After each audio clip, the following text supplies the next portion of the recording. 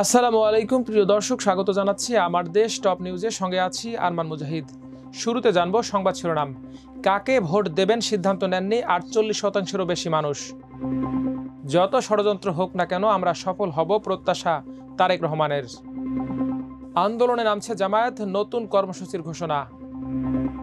আওয়ামী লীগের হয়ে মাঠে সরব ফজলুর রহমান, মন্তব্য সার্জিস আলমের।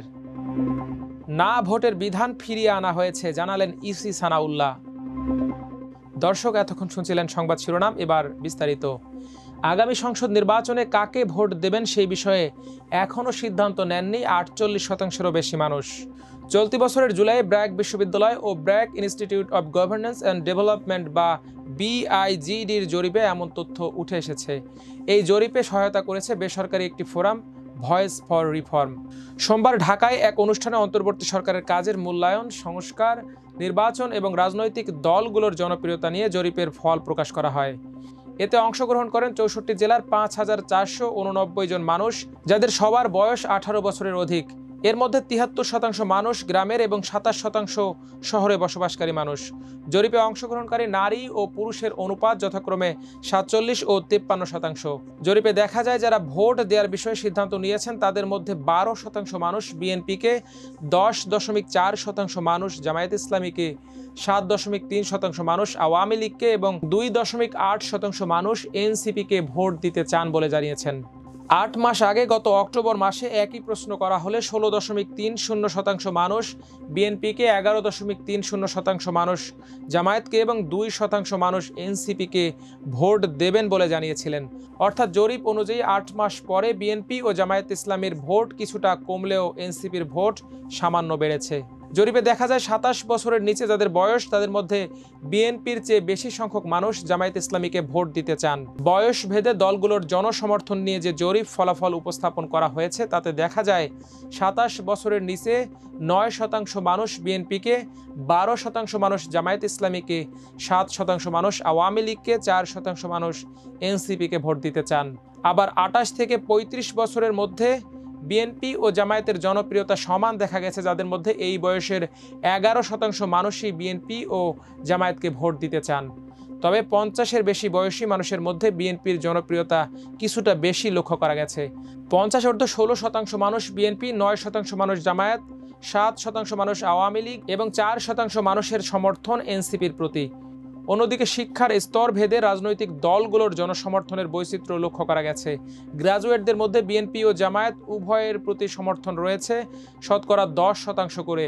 গ্রাজুয়েটদের মধ্যে 5% মানুষ আওয়ামী লীগ ও 4% মানুষ এনসিপির প্রতি সমর্থন দিয়েছেন। আনুষ্ঠানিক শিক্ষা নেই এমন মানুষদের মধ্যে আবার বিএনপির জনপ্রিয়তা বেশি।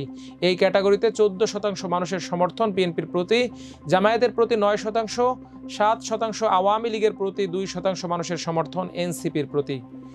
জরিপে অংশগ্রহণকারীদের মধ্যে 70% মানুষ মনে করেন আগামী নির্বাচন সুষ্ঠু হবে, আর 15% মানুষ মনে করেন সুষ্ঠু হবে না আগামী নির্বাচন। এদিকে বিএনপির ভারপ্রাপ্ত চেয়ারম্যান তারেক রহমান বলেছেন, 1 বছর আগে আমি বলেছিলাম অদৃশ্য শক্তি বিভিন্নভাবে কাজ করছে, বিভিন্ন ষড়যন্ত্র হচ্ছে। আজকে কি আমার কথার অর্থ অনুধাবন করতে পারছেন? কিন্তু যত ষড়যন্ত্র হোক না কেন আগামী দিনে আমরা সফল হব ইনশাআল্লাহ। সোমবার বিকেলে নওগাঁ শহরের কনভেনশন সেন্টারে জেলা বিএনপির দ্বিবার্ষিক সম্মেলনে ভার্চুয়ালি যুক্ত হয়ে তিনি সব কথা বলেন। এ সময় তিনি বলেন, রাজনৈতিক অধিকার প্রতিষ্ঠার প্রথম ধাপ হচ্ছে ভোটাধিকার প্রয়োগ করে সরকার গঠন করা। তারেক রহমান বলেন, জনগণের ভোটে বিএনপি সরকার গঠন করলেও সামনে অনেক চ্যালেঞ্জ থাকবে, সেগুলো মোকাবেলা করতে হবে। তিনি আরও বলেন, স্বৈরাচার পালিয়ে গেলেও সরকারের প্রতিটি সেক্টর ধ্বংস রেখে গেছে। দেশ পরিচালনার অভিজ্ঞতা আছে বিএনপির, তাই এই অবস্থা উত্তরণ করতে সক্ষম হবে দলটি। এবার সময় এসেছে গণতান্ত্রিক উপায়ে নেতা নির্বাচনের বলেও উল্লেখ করেন তারেক রহমান। এদিকে জুলাই ঘোষণা ও জুলাই সনদের আইনগত ভিত্তি দেয়া এবং এর আলোকে আগামী জাতীয় সংসদ নির্বাচন অনুষ্ঠানের দাবিতে বিক্ষোভ সমাবেশ ও মিছিল কর্মসূচির ঘোষণা করেছে বাংলাদেশ জামায়াত ইসলামী। মঙ্গলবার বিকাল 5টায় রাজধানীর বিজয়নগরের পানির ট্যাঙ্কি এলাকায় এক শান্তিপূর্ণ বিক্ষোভ মিছিল অনুষ্ঠিত হবে।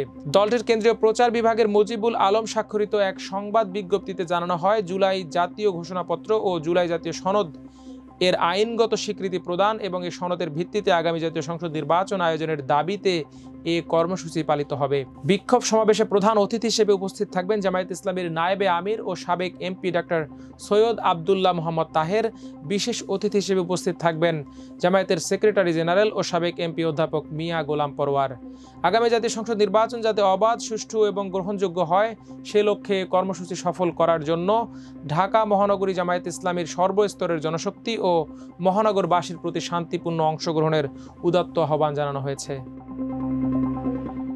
এদিকে জাতীয় নাগরিক পার্টি এনসিপির উত্তরাঞ্চলীয় মুখ্য সংগঠক সার্জিস আলম বিএনপি নেতা ফজলুর রহমানের কঠোর সমালোচনা করেছেন। সোমবার ফেসবুকে দেয়া এক পোস্টে এ সমালোচনা করেন তিনি। ওই পোস্টে সার্জিস আলম লিখেন, বিএনপি চেয়ারপারসনের উপদেষ্টা ফজলুর রহমান গতকাল এক অনুষ্ঠানে নাহিদ ইসলাম সহ এনসিপির অন্যান্য কেন্দ্রীয় নেতৃবৃন্দকে নিজের ফ্রেমিংয়ে ফেলে বেজন্মা গালি দিয়েছেন। এই আওয়ামী লীগার ও মুজিববাদী এখন বিএনপির ন্যারেটর অ্যান্ড ওরেটর।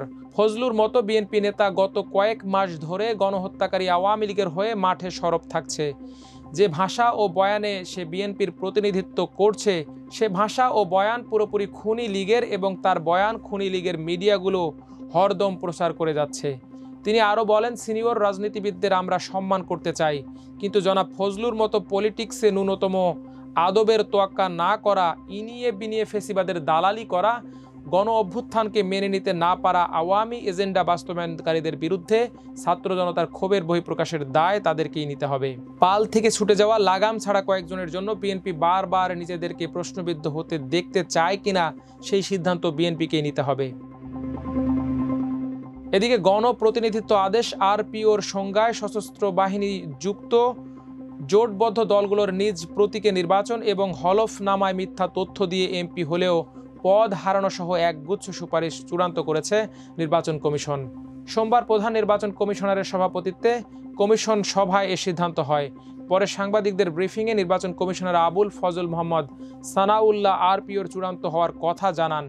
আগামী সপ্তাহে এ সংক্রান্ত প্রস্তাবনা ভেটিংয়ের জন্য আইন মন্ত্রণালয়ে পাঠানো হবে বলেও জানান তিনি। এছাড়াও 22টি নতুন রাজনৈতিক দল শর্ত পূরণ করায় তাদের মাঠ পর্যায়ে তদন্তের জন্য পাঠানো হচ্ছে বলে জানান এই কর্মকর্তা। নির্বাচনে না ভোটের বিধান ফিরিয়ে আনা হয়েছে জানিয়ে সানাউল্লাহ বলেন, হলফনামায় মিথ্যা তথ্য দিলে বিজয়ী হলেও প্রার্থিতা বাতিল বলে গণ্য হবে। ইলেকট্রনিক ভোটিং মেশিন বা ইভিএম সংক্রান্ত সব বিধান বাতিল করা হয়েছে বলেও জানান ইসির এই কর্মকর্তা। দর্শক, আজ এ পর্যন্তই। সবাই ভালো থাকুন, সুস্থ থাকুন, থাকুন আমার দেশের সঙ্গে। আল্লাহ হাফেজ।